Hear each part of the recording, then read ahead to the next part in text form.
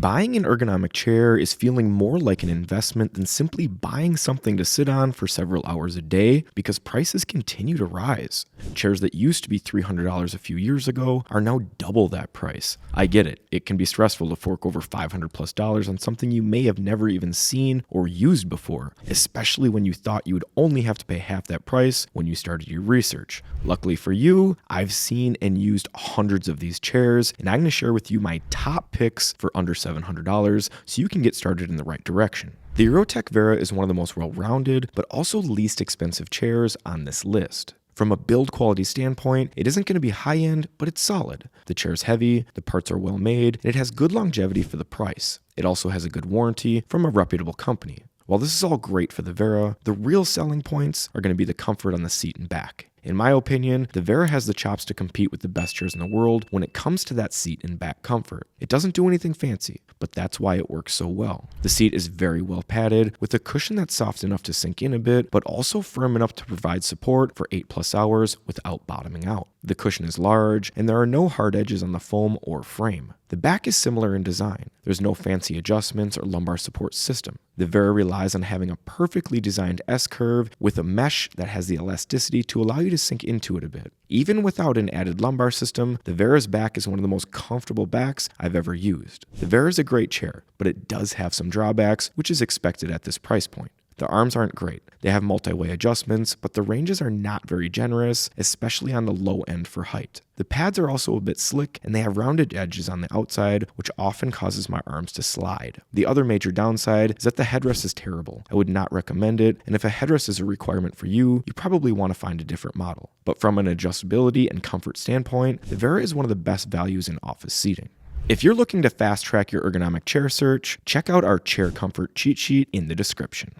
Next, we're going to take a look at our chair, the BTOD Akir. The Akir is on the bigger side of standard office chairs. It's not big and tall, but the dimensions overall aren't going to be great for short or petite people. The Akir comes with a solid adjustment package with a synchro tilt mechanism and multi-locking positions. You also get 4-way adjustable arms, but similarly to the Vera, they are a bit limited in adjustment range. I do really like the arm pads though. They're large, flat, don't have any edges, and have some softness to them. The back is also pretty good with its all-mesh design and integrated lumbar support. The lumbar support isn't very pronounced, which I actually like, and I think having a soft padded lumbar support is a major plus. The main reason why the Akir has been so popular is the seat pad. This is one of the few ergonomic chairs that comes with a thick, soft seat. This cushion really lets you sink in and is right there with the most comfortable seats on the initial sit test. Really soft seats like this will tend to bottom out though, but the Akir's cushion does a pretty good job of holding up for about 6 to 8 hours of sitting. Another reason why people like the Akir is the headrest. For me,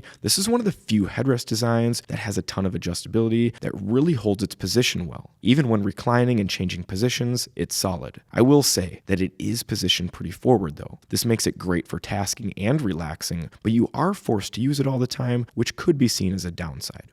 The Soji, coming from Haworth, is going to be the first of 2 chairs we look at on this list from a major brand. The Soji doesn't do anything that will wow you, but it's going to be the most well-rounded chair on this list with the best warranty from one of the big 3 majors. The chair is solid, the parts are well built, and there's very little play in any of them. It comes with all of the adjustments you'd expect from an ergonomic chair, and the Soji does the best job of the chairs in this list of providing huge ranges on their adjustments. This is especially noticeable on the arms. They have 4-way adjustments, and because the ranges are so generous, you can make them accommodate people that are small and large. This also holds true for the seat adjustments and overall dimensions of the chair. Haworth did a very nice job designing a sub $700 chair that will fit most people in that 5th to 95th percentile. The Soji is also comfortable. The seat is going to be on the firmer side, especially when compared to the Akir or Vera, but I like it. It provides good support and goes in line with how most high-end ergonomic chairs are designed. The back is also pretty good. The mesh isn't high-end, so you don't get that elasticity you find on a lot of chairs, but it is pulled tight enough to still provide good support while not making the frame uncomfortable. I think the lumbar system is also good. It adds a good support factor, and it has really good adjustment range, and it's easy to access and use, which isn't always the case at this price range.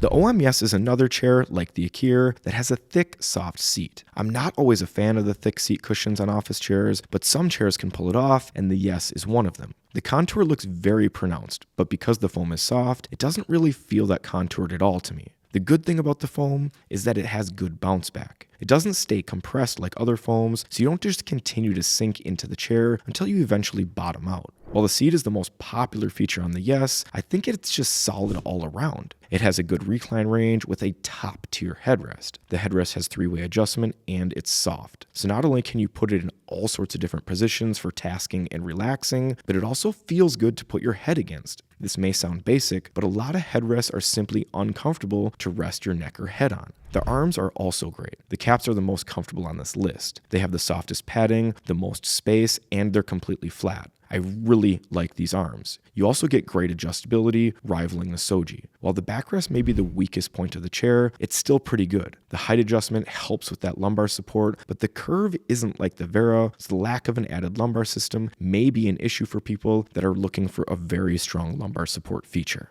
The Herman Miller Verus is the last chair on this list, and I am cheating a little bit by putting it here simply because it costs closer to $800 than $700, especially when you get it fully loaded. But Herman Miller is offering almost constant sales lately, so you can usually get it for much cheaper. The Verus is similar to the Soji in that it's a well-built chair from one of the major brands with an amazing warranty. My favorite aspect is the backrest. It has comfortable mesh, and the frame allows for some flexibility, which I look for in an ergonomic chair. I also like the lower back support. It isn't pokey or over-exaggerated, and the height adjustment allows you to get it in the right spot. The arms are also good. They have good adjustability, with the only limitation being the top end of the height. They just don't go very high. The arm pads are comfortable though. They have good softness to them with no hard edges or weird curves to make them awkward to use. And like all Herman Miller chairs, the Verus has a good recline. The range is nice and it's smooth to use. It won't compare to an Aeron or Embody, but top tier for this price range. The seat is the one area where there is a bit of concern just because the seat pad has quite a bit of give like the Akir does, but it doesn't have the thick design like the Akir, which opens the door for potential to bottom out in the cushion. The height and depth ranges are great. It also doesn't have any hard edges, and it does have a bit of flex, but the thinner, soft cushion is a concern for bottoming out in that 4 to 6 hour range. While these would be my picks for the best chairs for $700, they may not be for you. If you need more options, check out our office chair cheat sheet in the description.